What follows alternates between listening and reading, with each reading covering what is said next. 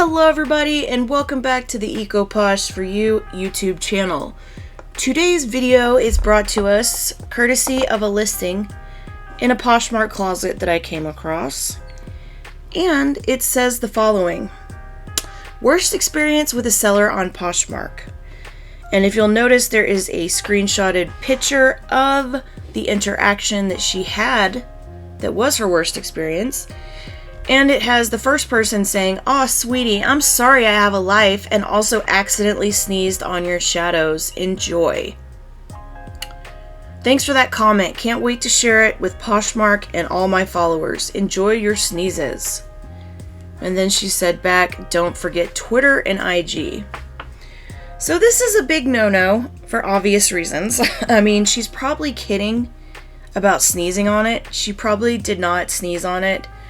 But just saying that is so disgusting and gross.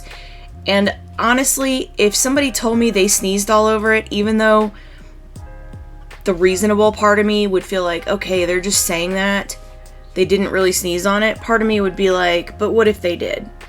And so I probably would end up not using the palette, and that would have been a total waste of my money. And it's just, this is not a good look. It's just not a good look. And it can be aggravating dealing with people sometimes. I realize that. A lot of people will try your patience on here. But the thing is that you need to try to remain as professional as you can for as long as possible. Like I said, I realize some people try your patience on here. Some of you guys will remember we had an incident during one of my painting shows. Somebody came in wanting to buy a pink purse, and I didn't really know what they were talking about. And then I finally realized I did have a pink purse in my closet. And I was like, "Oh, it's ugly. I got it from the bins anyway." I probably shouldn't have done that. Probably shouldn't have said that. But she was being a little weird in the chat. And it was making the other people in the chat weird. And that's my main thing. I don't care as much about my discomfort because I come from the dark web and it takes a lot to offend me. And I've seen a lot of trolling go on. And honestly, like, it really doesn't bother me. I've got a thick skin to it, but I don't want people in my posh shows or any of my lives feeling uncomfortable. And so I block people that are annoying or weird out of courtesy for the other people, because they shouldn't have to put up with that in there. Nobody's got time for that. But moving on, yeah, this is just so gross, guys. Like, you sneezed all over the makeup? That's disgusting. Or you told her that? Like, it's just gross. But yeah, so just be aware of this type of thing. And I know that nobody that watches this channel and nobody that I know on Poshmark would act like this, but there are people out there that do. So just make sure that you're checking ratings before you buy something from somebody. At this point, I feel like most of the time when I do buy something, it's usually from somebody I know on here or somebody I know in resale in general. But sometimes I still shop from things and I don't know the buyers. So this is another reason why you want to check their love notes, check their About the Posher page. You know, go down on there, because a lot of times with some of these problematic people, these problematic buyers and sellers, you can go to their Meet the Posher page, and this is what I found out from making these videos. So you can actually go to their thing, look at it, and usually if somebody's doing something kind of crappy, a lot of people will be complaining about it in the Meet the Posher page. So if you are buying something from the first time from somebody, just take that extra minute or two to, you know, look and see how easy they are to deal with, because honestly, like, you don't want to deal with a difficult person, and you don't want to deal with some psycho that's going to say something weird like this later. And let's take a look at the other listing on this. So this is what else the post says, and it says, "Warning, don't buy from this seller," and it lists their account. Now, I have mixed feelings on this, and I know I've expressed this to you guys before, how I feel about listings in your closet being used for this purpose instead of listing items.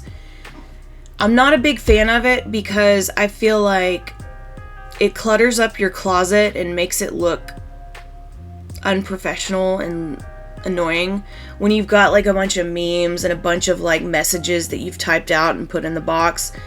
I can see people putting up posts for shows like, you know, hey, like this post if you want to be notified of shows. That I find useful just because the notifications for shows are so weird and they can be so annoying that a lot of people just turn them off and they don't even look at them. But they do want to know when, you know, their handful of people they like to watch goes live. But also I just feel like the less listings in your closet that are not really listings, that are information, quote unquote, the less that you have of those in your closet, the better.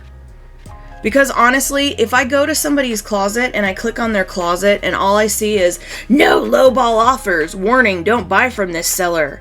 You know, don't lowball me. Make sure these offers are reasonable, or just, I don't know. If I go to somebody's closet and I see a bunch of listings that look like this, or I see, is your closet posh compliant?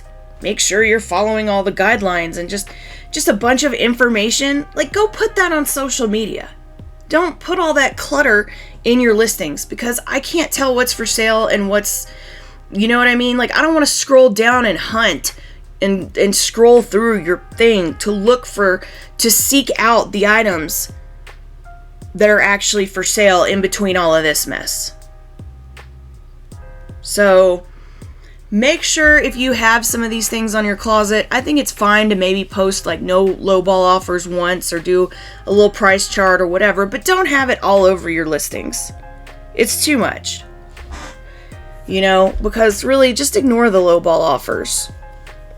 You know, you don't need to make a point. Anyway, don't get me on that soapbox. I don't even want to start there. But yeah, like, you know, a lot of this stuff could be put in social media. Because when I look at a closet like this, and even though this woman was in the right here, like I believe she was in the right, and I think she's truly trying to warn others and help people against having this experience. I don't know what her closet looks like, but let's just click on it. But if I click on a closet and it's all memes and stuff, and it looks like she was just trying to warn people, because I don't see a lot of posts like that. So, yeah. See, I feel like that's a good thing.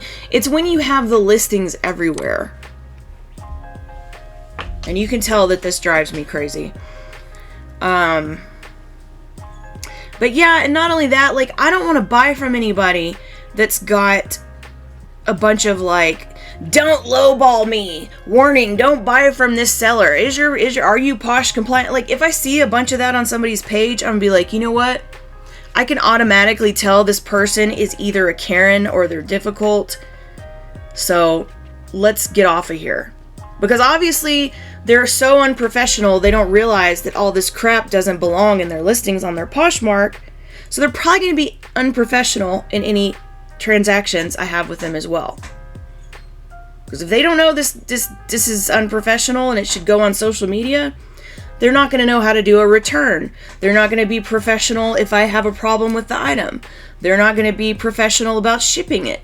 And so to me, when I see stuff, it's a red flag. So it's kind of like a double-edged sword when you post stuff like this. And that's why I said I really do have mixed feelings about it. I feel like her intentions were good to try to save other people from having this experience.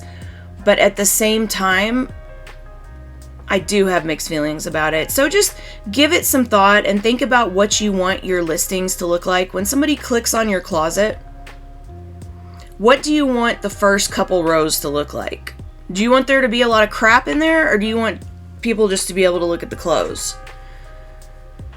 I don't know.